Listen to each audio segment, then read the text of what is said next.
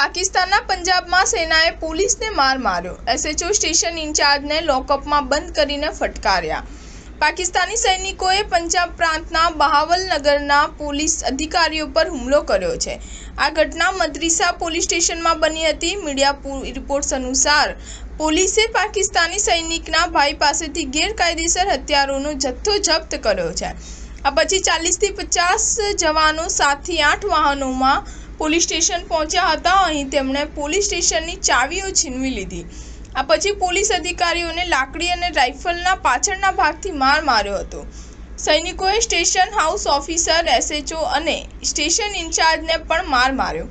અધિકારીઓના શરીર પર ઈજાના ફોટા સોશિયલ મીડિયા પર વાયરલ થઈ રહ્યા છે। સૈનિકોના હુમલામાં ઘણા પોલીસ કર્મીઓ ગંભીર રીતે ઘાયલ થયા છે। મીડિયા રિપોર્ટ્સમાં સોશિયલ મીડિયા પર શેર કરવામાં આવેલ વિડીયોને ટાંકીને કહેવામાં આવ્યું છે કે પાકિસ્તાની સૈનિકોએ પોલીસ કર્મીઓ પાસેથી વિડીયો રેકોર્ડર છીનવી લીધું હતું। આ પછી તેમણે લોકઅપમાં બંધ કરીને માર માર્યો હતો।